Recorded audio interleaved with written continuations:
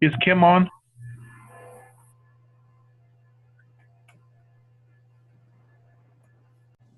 I'm recording, so go ahead and get started. Okay, great. So I haven't met most folks on this call. My name is Chris Olson. I am Regional Vice President for Public Affairs at AT&T. I work really closely with the folks that you are more familiar with, like Garrett and Marcos and Jen and Roberta and Ken. You know, part of our sort of charge has been over the last several months is to really kind of help educate folks and get folks excited about FirstNet and get folks as excited about FirstNet as we are. You know, a little bit of background, just real quick on myself. I am based in the Denver area. I'm a Denver native, which seems to be rare these days, but probably the more rare piece of it is I'm a fifth generation Colorado native. I'm excited in particular to bring FirstNet to Colorado and the promise that it brings, especially to our first responders. You know, all the as we've talked about many times, you know, all the kind of emergencies and issues that Colorado has had to deal with, particularly over the last 10 to 15 years that we've witnessed, has really put into focus the need for bringing, you know, the technology that consumers have had access to for so long, but to really put it into the hands of first responders. It's amazing that we're not there yet, but we're excited that it's right around the corner, and we're finally at a place where you know, there's going to be some parity between consumers and first responders, and I think there's going to be a lot of innovation ahead for what technology will soon be in first responders' hands. We wanted to have an opportunity. It's a smartphone app. All this is a QR that takes you. If there's some background noise where you are, if you wouldn't mind going on mute, that'd be great. The purpose of today's call is we've cited a few facts from a paper that AT&T commissioned not too long ago to really kind of help to help state leaders really better understand the cost of deploying a network, particularly in an opt-out scenario. So AT&T, as you know, I mean, we've been building networks for a long time and invested a lot in the state. I think the number that you probably heard most recently from AT&T is more than $500 million in just the last 3 years. And there's more coming. It's just really kind of a beginning. FirstNet really provided an excellent opportunity for us to kind of double down on where we invest for public safety. But one thing that, you know, we keep getting asked from state leaders, and the one question that keeps coming up is, what would it really cost the state to opt out? So really, to better inform the answer to that question, it was really important to educate folks on what the state of Colorado would be obligating itself to. What really are the risks and the costs that come with building and operating a statewide network? So even in an opt-out scenario where there is a partner provider and who will provide service, really the question is, what risk is the state assuming given all the other priorities facing state leaders? From transportation and healthcare and broadband and state pensions, there's a lot of stuff on state leaders' plates. So how do you help balance, you know, the needs of public safety with all those other priorities the state must address? So that's really where our research paper came in. You know, we know, as I mentioned, that network operating and maintenance costs are really high. So we felt it was really important for local experts to analyze the issue, and especially experts who really understood networks themselves and had experience looking at real costs of deploying and operating networks. So let me just kind of frame what we had asked our researchers for. We really asked for an analysis of publicly available real-world data that really would provide leaders an idea of the capital construction and ongoing maintenance costs of building a statewide network for public safety. And at the same time also provide some key considerations for leaders to really take a look at and ask really hard questions to help them make an informed decision. So the report that you all have copies of, and the one that Kim has up on the screen, estimates that opt-out decision would obligate the state to at least $1 billion investment over the next 10 years, even after considering the potential $70 to $88.5 million NTIA construction grant. So actually, after receiving the report from researchers, we really think the report actually provides a pretty conservative estimate on cost. I mean, even if you look at what AT&T has invested in in the past 3 years, the estimate is a little low. And, as we know with a lot of technology projects, they're often more expensive than folks initially anticipate. So we do believe this is a conservative estimate, but it still provides a really critical piece of information for decision makers on what it may cost to build a network. And also those questions, like I mentioned, that state leaders should really look at hard before they make their decision.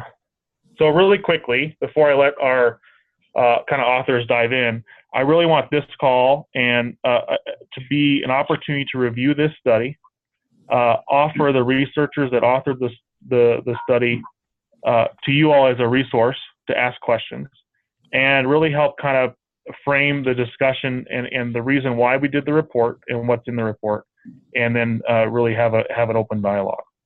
The authors are Dr. Ron Rizzuto, who's a professor of finance at the Daniels College of Business at DU. Larry Sokoviak is an independent consultant, but has also spent 11 years as president and CEO of the Cable Center, which is also housed at the University of Denver. And Ken Wright is a 35-year veteran of the broadband communications industry, and he was served as a chief technology officer for service providers and on the supplier side of the industry, and has been a member of the Federal Communications Commission Emergency Alerting Advisory Council. So, in full disclosure, AT&T obviously we did pay for this study to be done. We described for the research team the purpose of the report, and upon request of the researchers, we did provide some factual information. The researchers designed the research model, and their analysis and opinions are their own. So I'm going to hand it over to Ron, Larry, and Ken to review the study and go through it. I think it might be best to hold questions for the end, but we think we'll allow a lot of room for questions at the end. But I think it'd be best, just for the sake of getting through some of the report, to get through it, and then we'll certainly make sure folks' questions are addressed before we end. And if for some reason we run out of time, we're certainly open to field questions after this call. So with that, I'm going to hand it over to Ron, Larry, and Ken, and let them review their research. All right, this is Ron. I'll start. I'll tell you a little bit more about my background, and then we'll jump into Larry and Ken will tell you a little bit about theirs, and then we'll get to the meat of the report. So we promised, as Chris said, we will be brief in our remarks and allow plenty of time for Q&A. As Chris said, I'm a professor of finance at the University of Denver. I've been at DU for 42 years, and I have over 30 years experience analyzing, consulting, researching the cable and telecom industry. One of my industry specialty in telecom is municipal broadband networks. I've looked at this area quite a bit over the last 20 years. Larry, you want to embellish a little bit your background? Sure. My name is Larry Satkowiak, and I've spent the last 33 years in science and technology education. This includes about 14 years in the cable industry and 11 years as president and CEO of the Cable Center, which is an educational nonprofit located on the University of Denver campus. I taught accounting and finance as an adjunct faculty member for more than 20 years, which included courses on governmental and nonprofit accounting. Right now, I'm a part-time consultant and am currently researching the emergence of municipal broadband systems across the United States. Ken? Okay, thanks. So this is Ken Wright, and I have worked in broadband communications technology for over 35 years. I held a number of both engineering and technical operations roles at the field and divisional level, and eventually held a chief technology officer position for a network service provider, and then a chief technology officer position on the supplier side of the broadband industry. So in addition to wired networks such as fiber optic networks, I spent a fair amount of time involved in the design and construction and operation of microwave networks, wireless networks, as well as the communication tower sites that support them. And so in those roles, I, of course, had extensive experience in creating budgets for projects as well as budgets for ongoing operations. At the divisional role, I would create and track those budgets. At the corporate roles, I, of course, reviewed and approved budgets. I served for several years on the Federal Communications Commission's Emergency Alerting Advisory Council, and have been a speaker at conferences in pretty much every continent on the globe. That's me. All right, with that, I will start. And Kim, if you're controlling the screen, you might switch to page 6 of the report.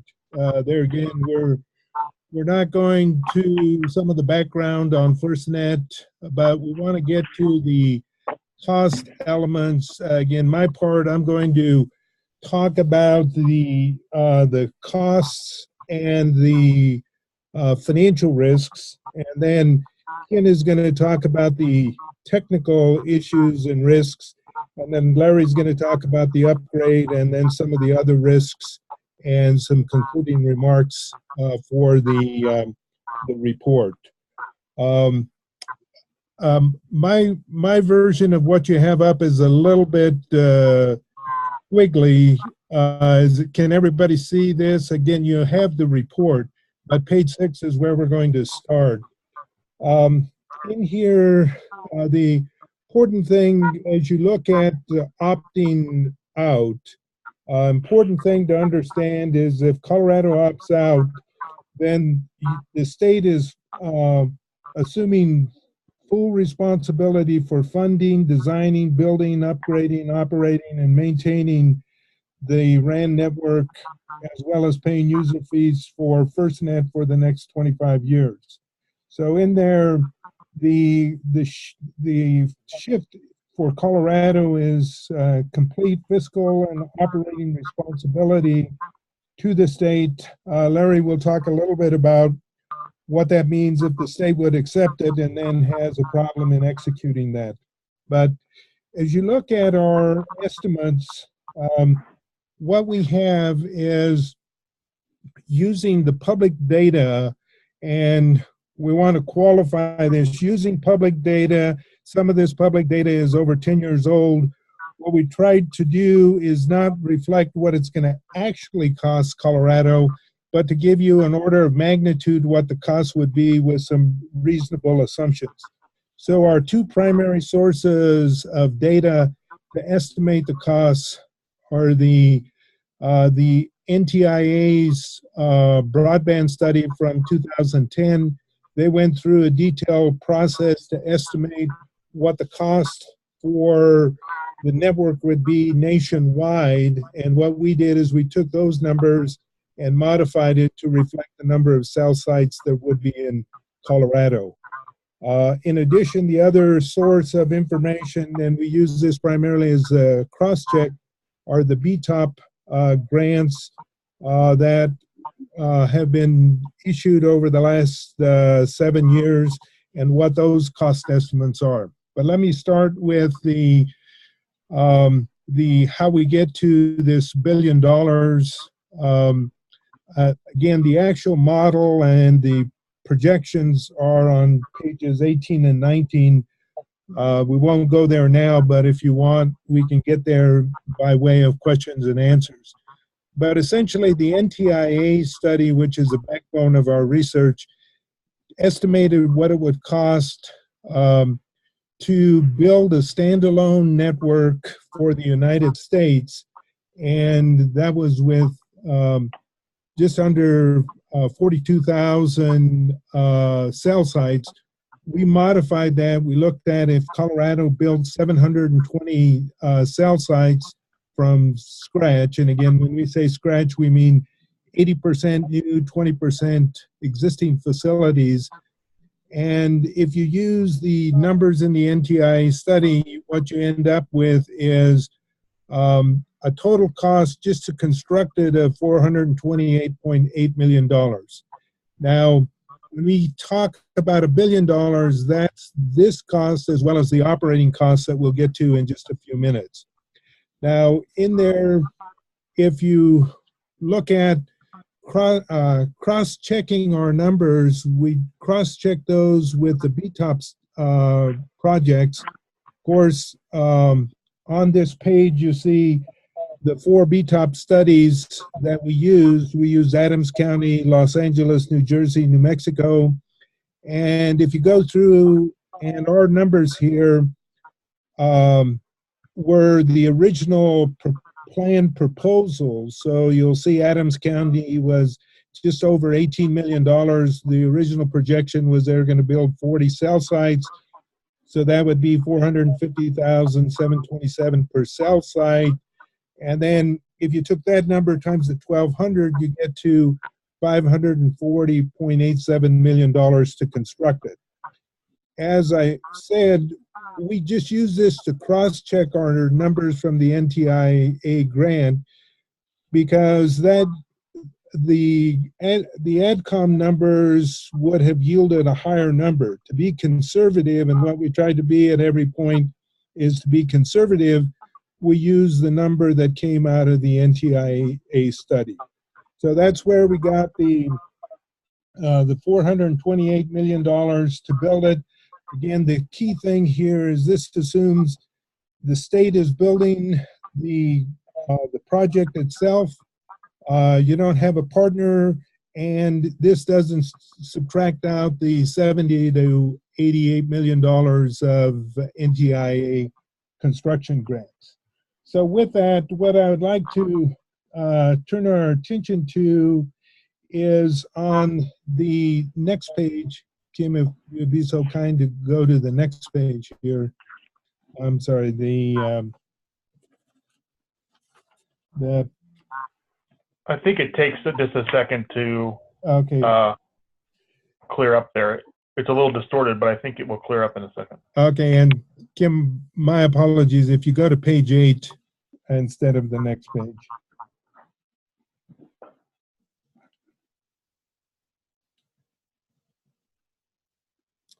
Okay, the top of page 8 gets to the combined costs for Colorado to build this over the next 10 years. One is the construction cost.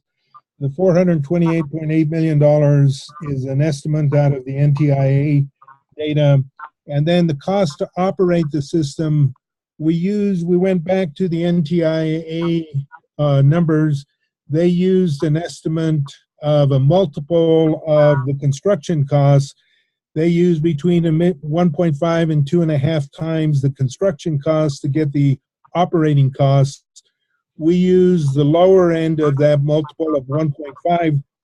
That would give you $643.2 million. If you annualize that, that's $64.3 million a year in operating costs. And so then we present value the operating costs plus the construction costs. That gives you the $1 billion that we estimated in terms of the numbers. So in there again, we cross-check the data with operating costs from estimates from American Tower.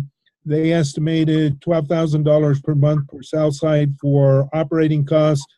That would have been almost 2.5 times what we used, but there again, we use the numbers out of the NTIA grant in order to estimate what the cost would be. So in there, we want you to appreciate we did the operating costs on a present value basis. We did the capital costs using the NTIA. You add those together, you get the $1 billion. Again, the details of those estimates are in the appendix. We also want to point out that the actual cost for Colorado would be reduced because you would have the NTIA construction grants. In addition to that, you may have a partner. Again, we didn't have any information about does Colorado have a partner, who the partner is, what they would do. So we just went with the cost of what a standalone system would look like. This way you get a better sense of what a ballpark cost would look like. So in there, I will, again, my focus has been on the costs.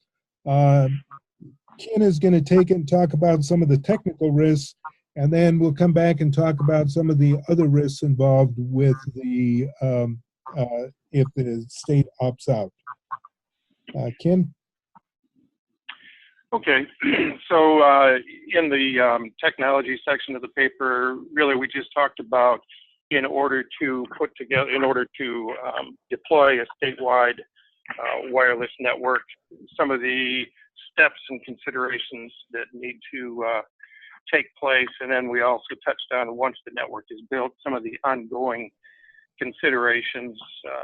Quite often when projects like this are put together, they're focused on the construction of the network, and of equal concern needs to be the ongoing, not only operation of the network, but capital improvements that are a part of maintaining any network going forward.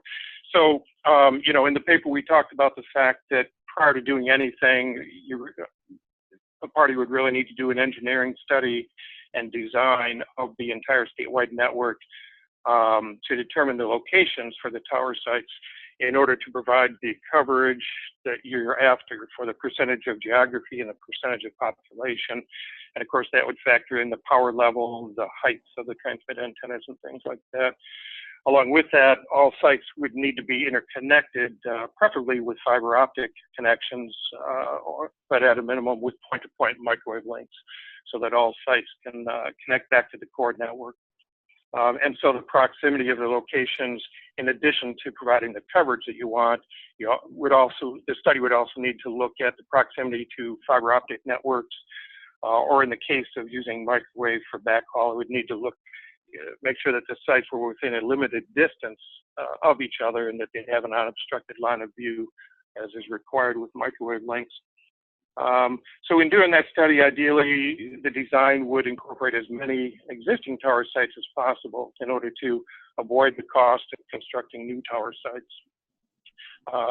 Along with the cost of new tower sites, of course, these days there's usually public opposition to constructing new sites unless they're in very rural areas. And so, preferably using existing sites would mean arranging lease agreements with, whether it be tower leasing companies or existing cellular operators.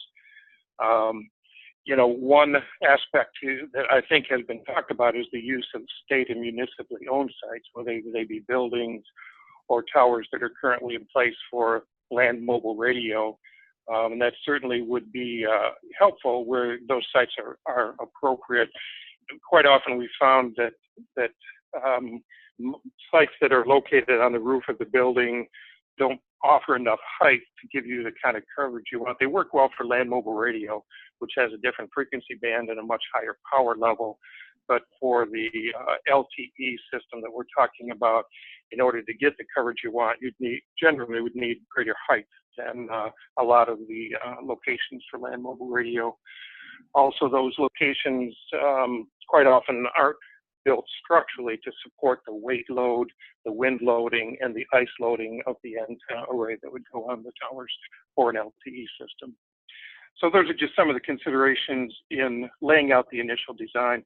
Once the design is completed, of course, the next steps are where you are going to use existing tower sites to negotiate lease agreements with the tower owners, as well as inspecting and evaluating all of those existing sites for their suitability for adding the equipment and facilities to add the new network. And so in looking at that, of course, having enough available space, most tower sites are going to have, anywhere from one to several companies that have equipment on them.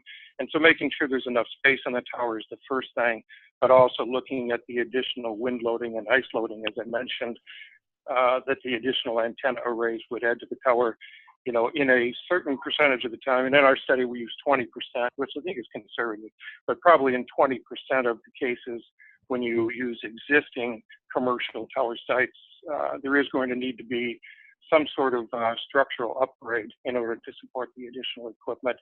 And generally, that cost is borne by the newcomer to the tower that triggered the need for that structural upgrade. So in addition to that, the inspection of existing sites would also need to confirm that there is the space to add a environmentally controlled equipment shelter, that the electrical service to the site can bear the additional load from adding not only the transmission equipment, but the heat and air conditioning equipment, the fiber optic or microwave transmission equipment. So the additional power draw need to make sure there's enough electrical service to the site, or determine in what sites that needs to be upgraded as well. So there, from there, the other thing is to, on locations in the design where there's not an existing tower site, to go ahead and, either buy or lease the land, get the approvals from zoning commissions or local authorities to construct a new tower site. In addition to the FAA considerations, distance from airports and heights and lighting are also factors that require FAA approval before a new site can be constructed. And so then in the paper, we go through some of more of the details of the constructing the sites that I'll just kind of pass over for now in the interest of brevity. Once the network is constructed and all of those things are taken care of course, in order to support and operate the network, the paper talks about a number of things on both the capital and operational expense side. Things such as building and staffing a 24/7 call center to support the first responders, building and staffing a 24/7 network monitoring center to maintain the integrity and the uptime of the network. And of course, building a staff of field technicians to do regular on-site testing, as well as demand maintenance on the network at all of the tower sites across the state. And of course, they'd have to have expertise not only in LTE wireless transmission, they'd have to have expertise in fiber optic equipment, microwave equipment, as well as the backup power generators and HVAC. So kind of a broad array of expertise that's needed at field level across the state.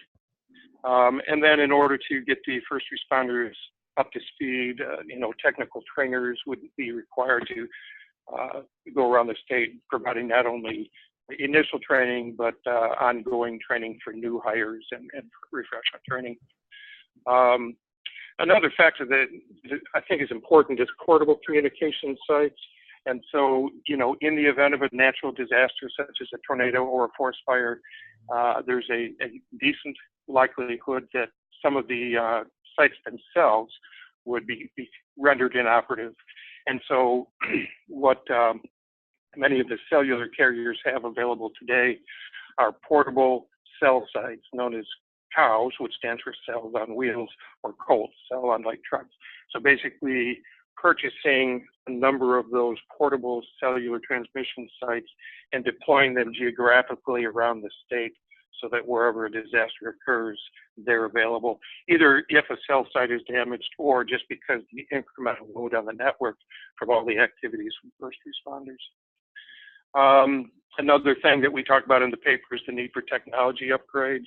And so, if you look at the fact that this network obligates a 25-year commitment to maintaining the network to be interoperable with FirstNet, if you look back 25 years in technology, we were all just barely getting brick cell phones. And so the distance we've come in the different generations of cellular technology we've gone through in the past 25 years you project it ahead 25 years and say that technology has actually increased at an exponential level. There's just going to be a number of generations of equipment change out in order to maintain interoperability with the other states in the FirstNet core. And then beyond that, of course, just ongoing expenses is the last thing we just touched on in the paper. Things such as the monthly lease for the fiber backbone transport, the lease of the 700 megahertz spectrum itself from FirstNet, because FirstNet will be the license holder from the FCC, and so an opt-out state would have to lease that spectrum from FirstNet in order to use it.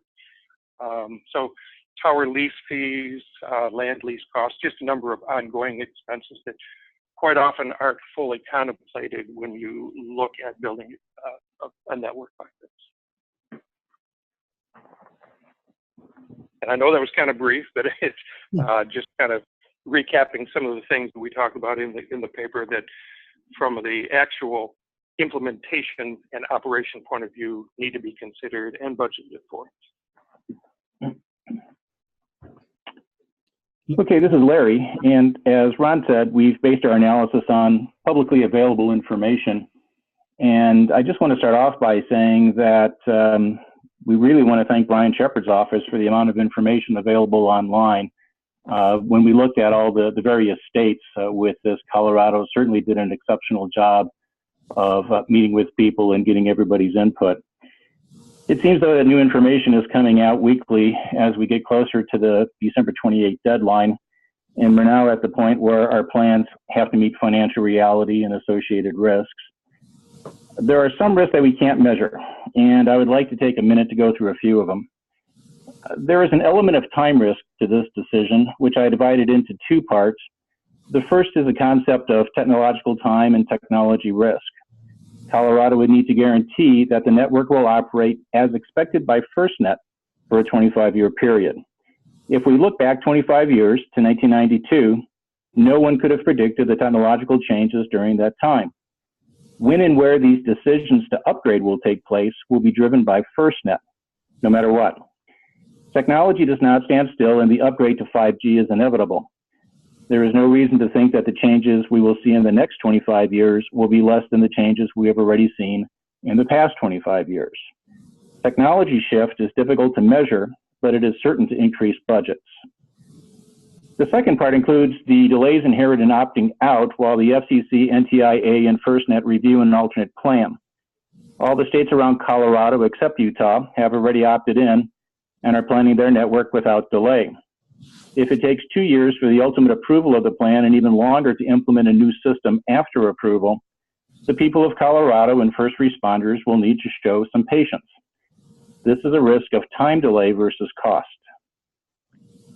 As we know, any network is as strong as its weakest link, and we know that a national system of interoperability is a new concept, and there will be numerous issues to work out along the way. There will be costs associated with newness, including customer care, call centers, portable cell sites, and cybersecurity. My experience in working with technology budgets over the years leaves me skeptical of anyone's ability to get everything right. The risk of cost overruns are commonplace, and any company selected as a partner must have the financial strength and experience to manage these risks as well. We know that the state plan for opting out will receive a high degree of scrutiny from the FCC, NTIA, and FirstNet, which has ultimate responsibility for this critical piece of infrastructure.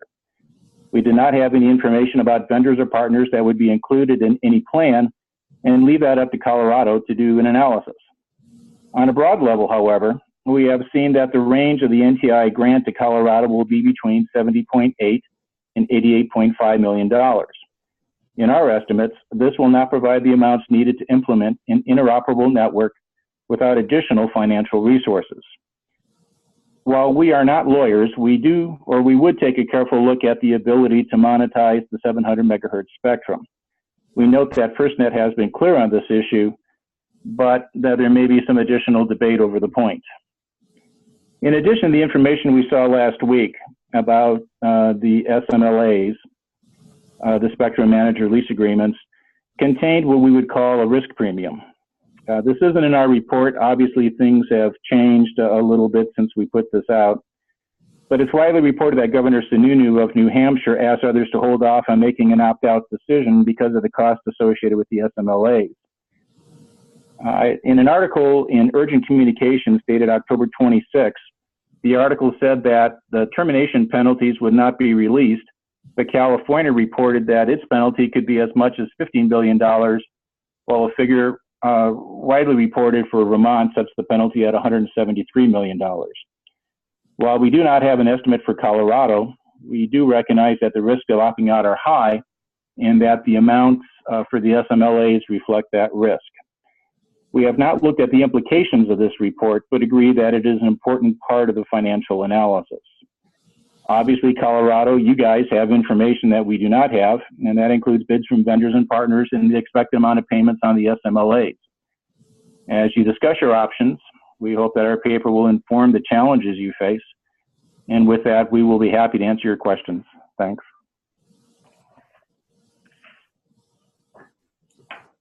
Okay. Well, thank you, gentlemen. And I think we'll open it up to any questions from the audience, and I think we'll go from there.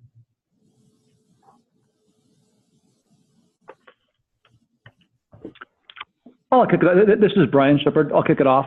On the NTIA numbers, did you guys factor in the fact that on all those different projects that a significant amount of the budget was for non-LTE related components? For example, in New Jersey, I think probably about 80% of the budget was for a fiber network for other uses. In New Mexico, I think 50 million of it was for a microwave network for their land mobile radio system. And in California, a significant part of that was for their land mobile radio network as well. Brian, this is Ron. And again, if you go to those numbers, you know, on page 6 there, you're right. We didn't factor in all of the costs that are there, but in there, we would like to emphasize that these costs were higher than the NTIA numbers, and so all we did was use these to cross-check it. So in there, you know, if you're using the BTOP numbers, you know, in terms of the analysis, I think you're right, you need to take some of that out. But there again, I think there's some order of magnitude here that even when you adjust those numbers, still give credence to the basic NTIA estimate. Well, I guess I'm just curious, like with New Mexico, as I mentioned, they built 7 sites, was the final number of sites they built. And as I said, 50 million of the 55 wasn't even for the LTE network. So I guess I'm just curious how you can use that. And like, for example, LA RICS, half of the LA RICS number was for land mobile radio construction.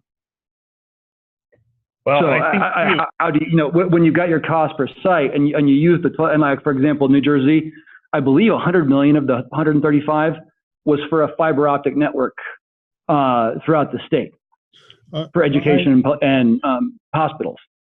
And so you're using a cost and a number of sites, but the actual cost is I mean, vastly different. I mean, up to 90% in some cases. Brian, let me sort of respond back. If we take your New Mexico example, and you said 50 million of the 55 million was for something else, and only the balance was for building 7 sites. So if you take that 5 million divided by 7 sites, you end up with $714,000 per cell site. And that's higher than what we used. So I think you're right. You need to adjust the numbers and double check. But if anything, this underscores the fact that our numbers are more conservative. But you're right. You need to look at the data and adjust it for those refinements that we did not do. And Ron, let me just add that while Los Angeles, New Jersey, New Mexico are interesting and they're in that one table, they were not used in our numbers. So our numbers in the financial analysis actually were closer to the numbers for Adams County, and as you can see, what we had for Adams County was the original proposal of 18 million for 40 sites. And I believe in the end, what was spent was less. It was more like 13 million for under 20 sites. So, you know, and again, of that 13 million, a significant portion of that was for fiber connections to public safety buildings that had nothing to do with the LTE network. And of course, in building a statewide network, there will be a fair amount of building fiber links in order to interconnect the sites. So I don't know that you can just eliminate that as a cost. So Brian, I'm sorry. Go ahead, Brian. Oh, please go ahead, Scott. You know, I'm sorry. I just have to jump in here. I would agree with the different aspects that the authors put together as considerations for building out a network, having worked at Adams County as well and being involved in this project since day one. I know full well all the different aspects that it takes to build the network, but I will agree absolutely with the point that Brian is making, which is that to say that it is a $500,000 per site is an absolute gross overestimation. It is not conservative in any way, shape, or form. There were a lot of other costs that are publicly available.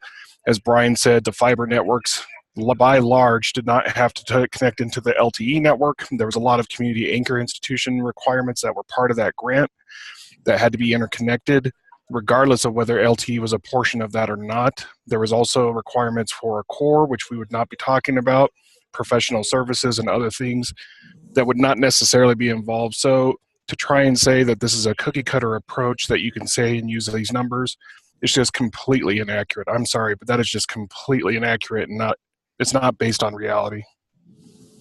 And so you do realize that in building a statewide network, you would still have fiber links, you would still have professional. Well, of course, absolutely. But you do realize that the state of Colorado already has significant investment in a lot of this technology already. So you guys are approaching this as if this would be a complete greenfield build for the entire state of Colorado, which AT&T is not doing a complete greenfield build.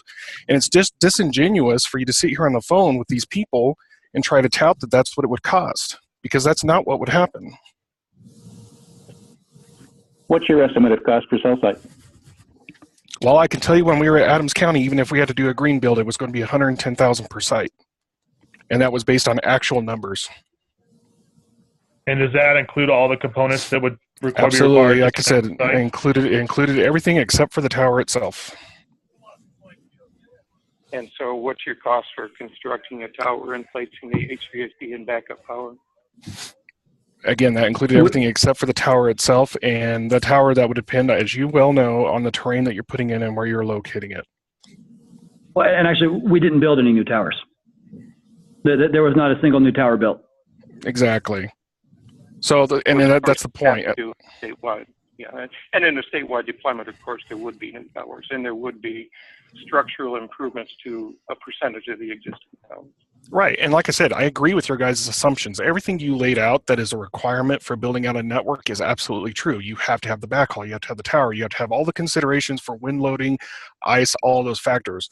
What I'm trying to say, though, is that you're approaching it as if this is a complete greenfield. We're going to build out 200 sites from scratch across the state of Colorado, and that's not what it would be, number one. And number two, the numbers that you're then using to base that on from Adams County, which you said is what you by and large are basing your report on, is completely off base. You have escalated that by at least a factor of 4 or 5 over the actual costs, and those are public documents. Scott, let me jump in here. You misstate. We didn't base it on Adams County. You just said that. One of the other individuals just said that. As part of these other 4, the other 4 were removed. We used these to cross-check our numbers. We based it on the original NTIA study. So there again, don't skew it that we base it on Adams County and our numbers are wrong.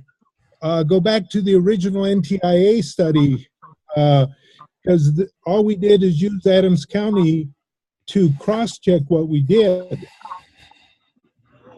And you'll see that the numbers we ended up with are lower than the Adams County numbers that you see here. You know, in using the NTIA study, you have to keep in mind that was done 10 years ago, and so the costs in that are, you know, significantly understated relative to what the cost would be today. But that's what we used, a 10-year-old study of costs. The Adams County we merely used to cross-check and see as a sanity check. But the Adams County numbers are not what are represented in our analysis. And I think the document referenced in your footnotes is the OBI technical paper number 2 called a broadband network cost model, which was an FCC document. Is that what you're referring to? Yes, that's correct. Randy, do you want to go ahead and introduce yourself, Randy?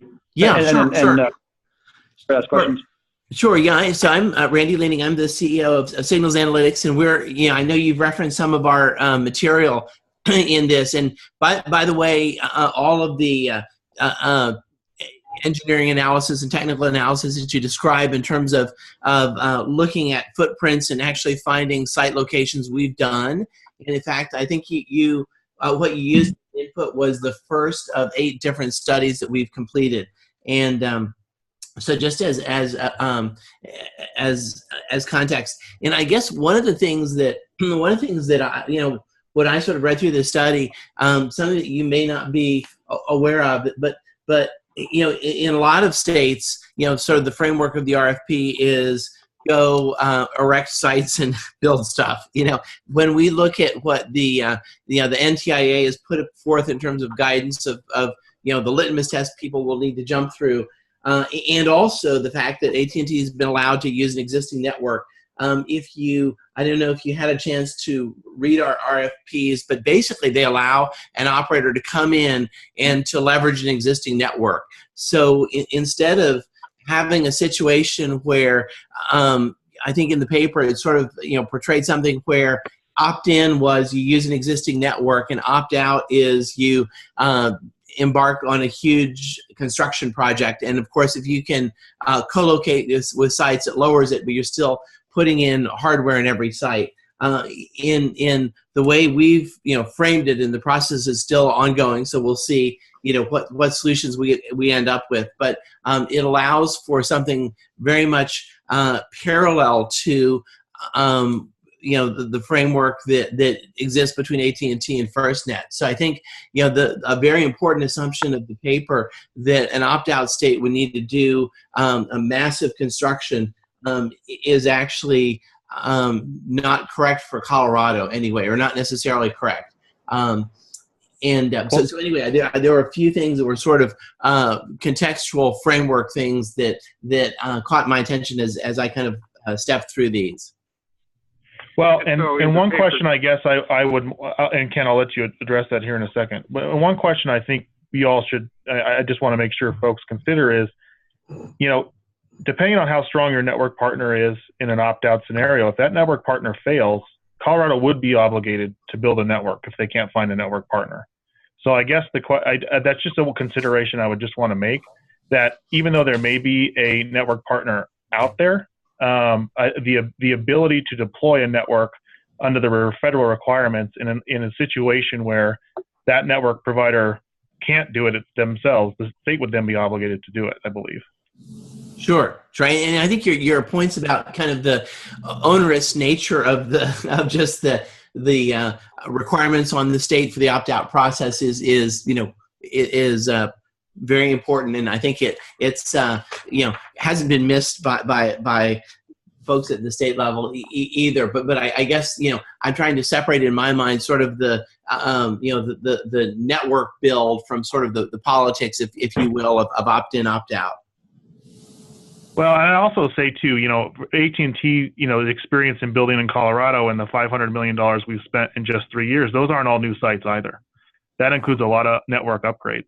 And I think probably the bulk of that is network upgrades. So we're not talking about, those numbers really jive and actually are a lot higher than what the study suggests. So that's why we've come at this and really considered that what the numbers that are in here are actually relatively conservative, because even our network spend over the last 3 years is more than this, and we're not talking 100% new sites.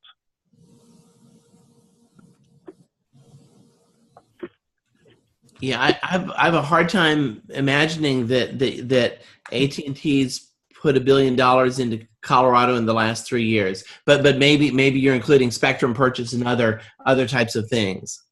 It's $500 million. It's over $500 million for the last 3 years in capital expenses only. Okay, so I guess to me that's an apples to oranges comparison, because it's first of all, a commercial operator has typically over 100 megahertz of spectrum, and with AT&T there's a bunch of other services as well that are unrelated to wireless. So if you or for instance, if you look at your consumer marketplace, your consumer wireless business, that's huge compared to first responders. So I'm not sure that it's a fair comparison, but I think the right way to think about this is, if you have a commercial network and then on the margin you need to improve it to meet either the hardening requirements of first responders, or importantly in Colorado, just the additional coverage, what would that be? And by the way, the numbers, just as a footnote, the number, we actually do have some very well-based numbers on just the site count for Colorado. And again, this is assuming that you would have something where you're strategically placing sites. So if you have a legacy network that perhaps has grown through acquisition of smaller carriers and just through incremental changes to the network, where you've got more sites than you would have in an efficiently deployed new network, then you'd end up with a larger number. But the numbers that we've ended up for the state are significantly higher than the 1,200 that you had, and I think that was and that would actually apply to both an opt-in and an opt-out. So if AT&T wanted to be compliant with sort of the stated requirements of Colorado, then you would also deploy that amount of capital. So it may be that AT&T falls short, but perhaps an opt-out solution would as well. And so we'll just need to see where all of those land, basically.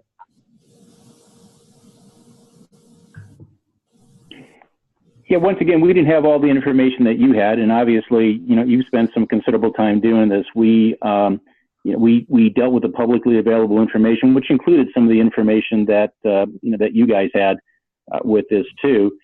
Once again, we were trying to frame the challenge, with this.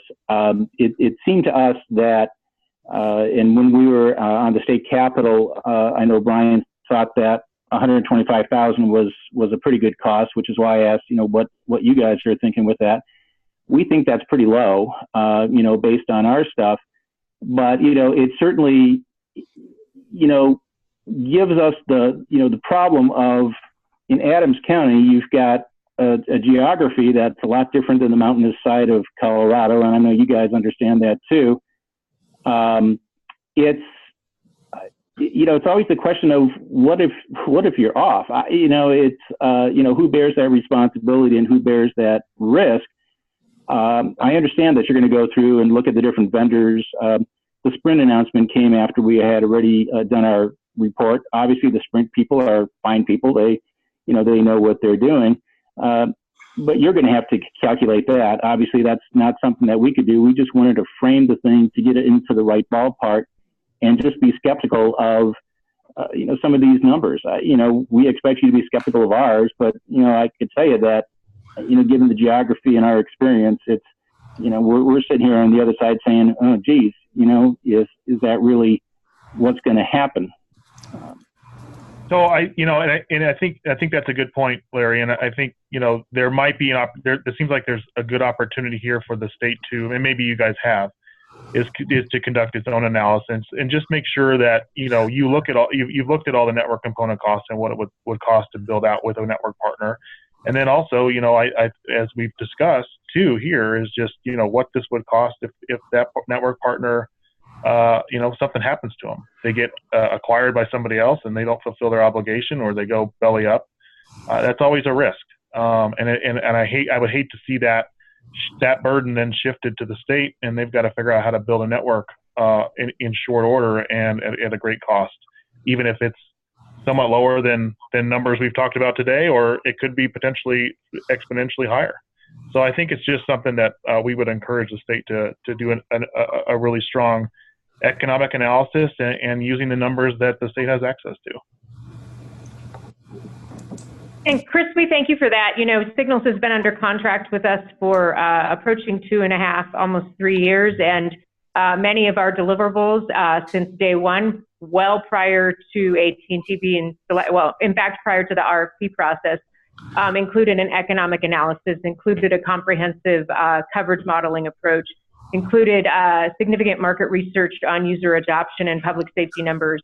And so, you know, we like to think that our process is mature and will really give Colorado the best understanding of what is in its best interest. And this group can then make a recommendation to the governor based on that. So we thank you for that concern, and we assure you that it's been top of our minds for 3.5 years, 3+ years. Oh yeah, and we have no doubt about that. And I think, you know, we appreciate the opportunity today to make sure that we are open and transparent with some of the back end research that we've done, and we wanted you all to have access to our researchers. Again, we stand pretty firm behind the idea that the numbers in the study are low and are conservative, and we have outside folks that have suggested that even the numbers in the NTIA study are best case scenario.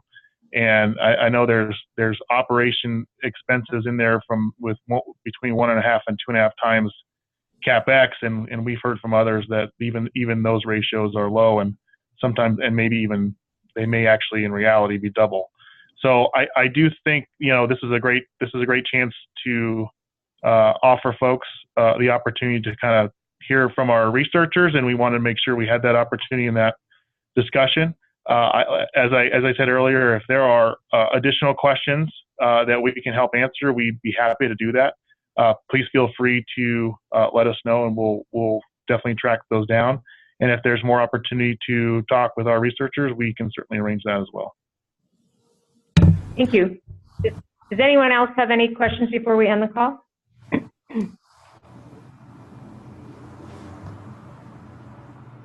Well, thanks everyone for your time, and we hope you have a good day.